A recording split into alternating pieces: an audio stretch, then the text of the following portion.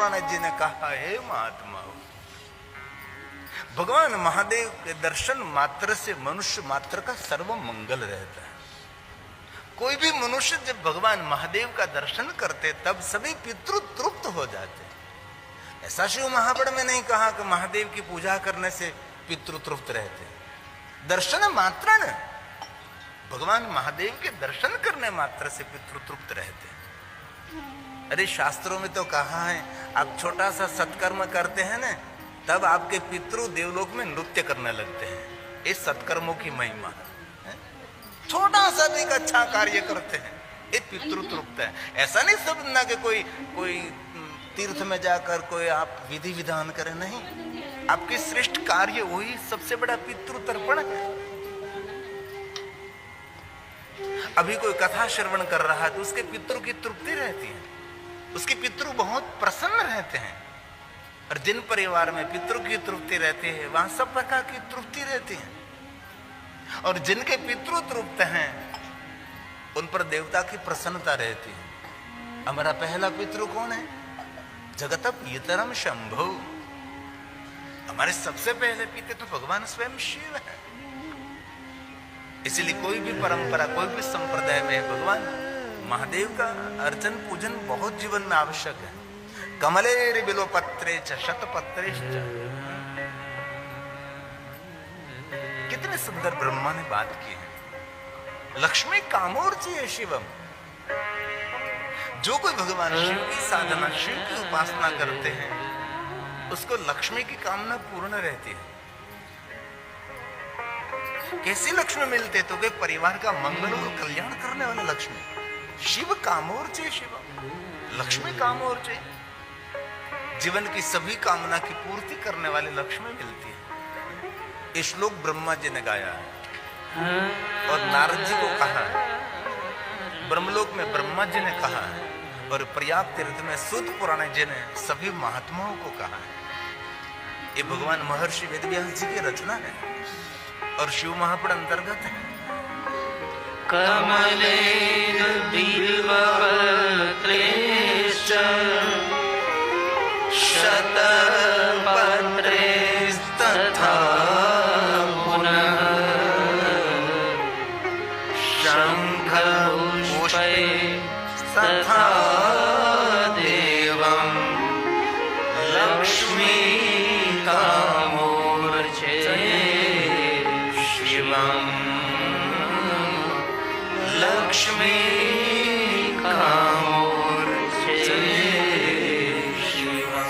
जो कोई भगवान महादेव का अर्चन पूजन, भगवान शिव जी का स्मरण करते हैं उसकी लक्ष्मी की कामना की पूर्ति रहती है। जीवन की कामना की पूर्ति करने वाली और परिवार का मंगल और कल्याण करने वाले लक्ष्मी मिलती है। बहुत लोगों को लक्ष्मी मिलती है लेकिन सही विचार प्रदान करने वाले लक्ष्मी नहीं मिलती। लक्ष्मी मिलने के बाद आपका श्रेष्ठ विचार प्रकट, सत कार्य करे, सत पुण्य करे। इसलिए भगवान महादेव को अलग अलग पुष्पों की बहुत सुंदर महिमा शिव महापुराण अंतर्गत है। भगवान विष्णु जी ने महादेव जी को कमल पुष्पों से पूजा की, ये जग प्रसिद्ध है। इसलिए कमलेर बिलोपत्रेश्च, भगवान शिव जी को बिलोपत्र अर्पण करने की बहुत सारी महिमा है। एक बिलोपत्र महादेव को अर्पण करते तो हम बोलते हैं त्रिदलम त्रिगुणाकारम त्रिनेत्रम च त्रियावधम त्रिजन्म पाप संहारम। एक बिलोपत्र शिवार्पणम हम बोलते हैं। लेकिन भगवान शिव जी को बिलोपत्र अर्पण करने से ज्यादा बिलु वृक्ष की महिमा। पत्र तो तड़ाने वाले बहुत लोग हैं, लेकिन शिव महापुराण ग्रंथ में कहा महादेव स्वरूपम, साक्षात महादेव का स्वरूप बिलु वृक्ष है। कभी शिवालय आपको जाने का अवसर न मिले, कहीं जगह पर बिलु वृक्ष है, उनका दर्शन कर लीजिए। ये शिव का दर्शन है। महादेव स्वरूपम बिलु वृक्षम। जिन वृक्ष की स्तुति देवता करते हैं, जिनकी महिमा देवता गाते हैं, ये बिलु वृक्ष है। ये श्लोक शिव महापुराण ग्रंथ का है और भगवान महर्षि वेदव्यास जी ने गाया। महादेव स्वरूपोऽयं बिल्लो देवैरपि स्तुतः तथा कथञ्चिदेतस्य महिमा ज्ञायते कथम्। उसकी महिमा कौन गा सके? बिलवृक्ष की महिमा। महिमा ज्ञायते कथम्। इसीलिए भगवान शिव जी को बिलोपत्र चढ़ाने से ज्यादा महिमा है बिलवृक्ष की। तोड़ने वाले कितने लोग दयाहीन बनकर तोड़ लेते हैं। और आगे कहा, जितने भी पुण्य तीर्थ है संसार में, प्रसिद्ध जो बड़े बड़े पुण्य तीर्थ हैं, सभी बिलवृक्ष के नीचे विराजमान, बिलवृक्ष के मूल में विराजमान है। जिनको हम वृक्ष मानते हैं, शिव महापुराण ग्रंथ में कहा, जितने जितने श्रेष्ठ सर्वोपरि बड़े बड़े सभी तीर्थ बिलवृक्ष के मूल पर निवास करते हैं। इसीलिए जो बिलवृक्ष की परिक्रमा करते हैं ना, उसको जितने महान महान तीर्थ हैं, सभी तीर्थों की परिक्रमा का फल मिलता है। इसलिए बिलवृक्ष कोई सामान्य वृक्ष नहीं, और हो सके तो कभी पत्ता तोड़ना ही नहीं चाहिए। क्या वृक्ष की महिमा है! ये सुख समृद्धि लक्ष्मी देने वाला वृक्ष है, मानसिकता ठीक करने वाला वृक्ष है, सिर्फ पत्ते तोड़ने का वृक्ष नहीं है। ठीक है, कितने लोग ऐसे कोमल कोमल, जरूर बिल्वाष्टक में कहा है, लेकिन किसको अधिकार ये तोड़ने का, ये भी जरा सोचना चाहिए। क्योंकि समाज को जो मार्गदर्शन हम करते हैं, ऐसे मार्गदर्शन में दुनिया चलती है। क्योंकि कथा एक श्रेष्ठ सज्जनों के लिए मार्गदर्शन है। पुण्य तीर्थानि यावन्ति, जितने जितने पुण्य देने वाले तीर्थ हैं, वो सभी तीर्थ कहाँ हैं? बिलवृक्ष के मूल में है। और मैं तो मध्यस्थी हूं, मैं तो शिव महापुराण ग्रंथ में से सभी श्लोक आपको सुनाता हूं, और एक एक श्लोक महादेव की वंदना, एक एक श्लोक शंकर भगवान की पूजा है। आपके समझ में नहीं आए, जो पढ़े लिखे संस्कृत है वो लोग समझ सकते हैं, जिनकी भाषा हो, जो पढ़े नहीं कभी संस्कृत, उनको पता नहीं है। लेकिन मैं जो संस्कृत श्लोक बोल रहा हूं, इस ब्रह्मांड में इस शब्दों को छोड़ रहा हूं, और शब्द ब्रह्म होता है, शब्द अमरत्व को प्राप्त करता है। इसलिए भगवान महर्षि वेदव्यास जी ने कहा, पुण्य तीर्थानि यावन्ति लोकेषु प्रथितान्यपि। जितने जितने प्रसिद्ध तीर्थ है, वो सभी तीर्थ कहाँ है?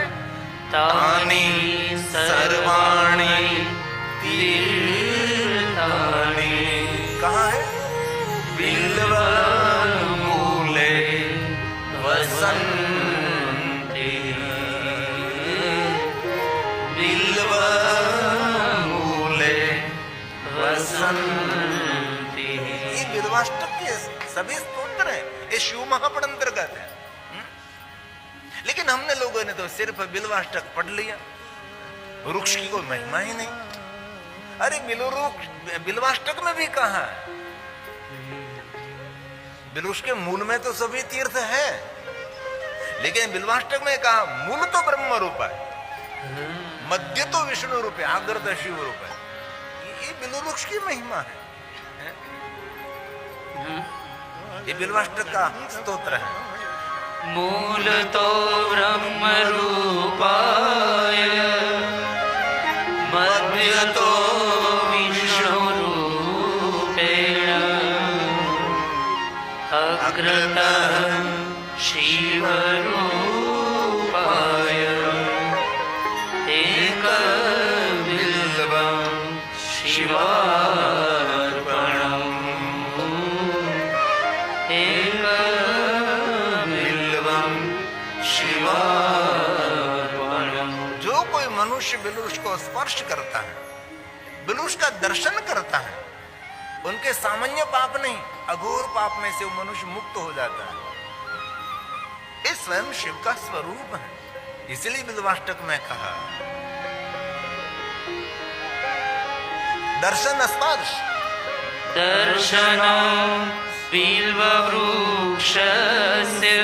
जिनके दर्शन करने मात्र से, कहीं भी मार्ग में जा रहे हैं आप, बिलवृक्ष देखा जाए तो उसका दर्शन करें। आप पवित्र है तो उनको स्पर्श करें। है? कितनी सुंदर बात बिल्वाष्टक में कही है। सिर्फ तोड़ने की महिमा नहीं है, इस स्वयं ये वृक्ष की भी बहुत सारी महिमा है। इसलिए बिल्वाष्टक में कहा दर्शनम बिल्ववृक्षस्य स्पर्शनं पापनाशनं अघोर पापं संहारम् एकबिल्वं शिवार्पणम् एकबिल्वं शिवार्पणम्। बिल के झड़के में जो पुण्य आत्मा अविनाशी भगवान महादेव के लिंग रूपी महादेव की पूजा करते हो निश्चित पूर्वक भगवान शिव जी को मिल सकते हैं। कितनी सुंदर बात की। बिलवृक्ष के नीचे भगवान महादेव के लिंग स्वरूप का पूजन करें। सभी कामना सभी मनोकामना पूर्ण करने वाला एक पूजन है। बिलवृक्ष के नीचे बैठकर महादेव की पूजा करें, विशेष करके पार्थेश्वर महादेव। और पार्थेश्वर महादेव नहीं, मिट्टी के शिवलिंग नहीं बना सकते आप, तो आपके घर में जो शिवलिंग है जिनको चलित शिवलिंग कहा जाता है, इस शिवलिंग को लेकर बिलवृक्ष के नीचे बैठकर पूजा कर सकते हैं। अरे कोई भी देवी देवता का मंत्र का अनुष्ठान बिलवृक्ष के नीचे कर सकते। बिल्व मूले महादेवम लिंग रूपेण, जो शिव महापड़ ग्रंथ में कहा है। बिल्व मूले महादेवं लिंग रूपेण व्ययम् यः पूजयति पुण्यात्मा स शिवं प्राप्नुयात् देवम्। आज नहीं तो काल वो भगवान शिव जी को मिलने वाला है। बिलवृक्ष के नीचे बैठकर भगवान महादेव के लिंग स्वरूप का जो पूजन करते, उनके लिए कहा वो महादेव को मिलने वाले। बहुत सुंदर बात कही। इसमें कहा जो व्यक्ति बिलवृक्ष के नीचे बैठकर अपने मस्तक पर जल का सिंचन करते हैं, इस मनुष्य को जितने महान महान पुण्य तीर्थ हैं सभी तीर्थों में स्नान करने का पुण्य मिलता है बिलवृक्ष के नीचे बैठकर। और हम सभी तीर्थों में स्नान करने के लिए नहीं जा सकते ना, क्योंकि कितने तीर्थ करेंगे हम? 2 3 4 करेंगे, 5 10 15 तीर्थ करेंगे, 68 तीर्थ कौन पहुंचेगा? इसलिए सभी तीर्थों में स्नान करने का पुण्य बिलवृक्ष के नीचे बैठकर अपने मस्तक पर जल का सिंचन करते हैं, अपने स्वयं कर अभिषेक करते हैं, उनको सभी तीर्थों में स्नान का फल मिलता है। बहुत सारे श्लोक इसमें से थोड़े थोड़े श्लोक में लाया हूं। मैं काल्पनिक आपकी समक्ष कुछ बात नहीं रखना चाहता। इस शिव महापड़ ग्रंथ में जो कहा है बिल्व मूले जलेर्यस्तु, बिल्व मूले जलेर्यस्तु, मूर्धा नहीं, मूर्धानमभिषिष्यति। अपने मस्तक पर जल का अभिषेक कर, अपने स्वयं के मस्तक पर जल का अभिषेक करे तो पूरा केंडा जो पूरा है खामना कुंडा ये पूरा जल से भर दे, अवसर मिले तो। और एक बात सभी श्लोक में नहीं लाया हूं और सभी श्लोक बोलने में समय भी निकल जाता है, इसलिए जो कोई प्रधान कभी आप कोई महत्व के कार्य के लिए बाहर जा रहे हैं अथवा कोई नया कार्य करने के जा रहे हैं, तब बिलवृक्ष को जल अर्पण करने के बाद, बिलवृक्ष के नीचे दीप प्रज्वलित करने के बाद आपके कार्य की जो कल्पना है वो कल्पना सात्विक भाव से करें, स्वार्थ भाव से नहीं, पवित्र भाव से इसकी कल्पना करें तो कार्य में सफलता मिलती है। हमारा कोई भी कार्य इसमें पवित्रता होनी चाहिए, इसमें समर्पण होना चाहिए, स्वार्थ भाव नहीं होना चाहिए। हमारी पूजा अर्चन भाव में कहा है जो पूजा करता है अर्चक, इसके भाव में स्वार्थ है तो पूजा का कोई फल नहीं मिलता। इसमें भगवान के प्रति हमारा प्रेम, भगवान के प्रति हमारा समर्पण, उनका बहुत पुण्य मिलता है। ये शिव महापड़ ग्रंथ की विशेषता है। और एक एक श्लोक महादेव की पूजा है। और आगे एक बहुत सुंदर बात कही है, जो मनुष्य बिलवृक्ष को रोज वंदन करता है, बिलवृक्ष की पूजा करते हैं, बिलवृक्ष को जल अर्पण करते हैं, उसके संतानों के सुख में वृद्धि होती है। आपके संतान को सुखी करना चाहते हैं तो वृक्ष की सेवा करें, बिलवृक्ष की सेवा करें। ये भगवान व्यास जी की रचना है। उसके संतानों के सुख में वृद्धि रहेगी। और बहुत सुंदर बात कही है, जो मनुष्य बिलवृक्ष के जड़ के नीचे दीपमाला प्रज्वलित करते हैं, बिलवृक्ष के नीचे आसपास दीपमाला, एक दीप नहीं, अगणित दीपों की माला, बिलवृक्ष को अग्नि न लगे, उसके मूल को अग्नि न लगे, ऐसे दूर दूर, हो सके तो गाय माता का शुद्ध घी, ये न मिले तो तिल का तेल, ये न मिले तो सरसों का तेल, कभी अवसर मिले तो विशेष प्रकार से दीपमाला प्रज्वलित करें। और एक बात मैं कहना भूल गया, वो कथा में, इस 100 महाशिवरात्रि का पुण्य देने वाला ये समय है।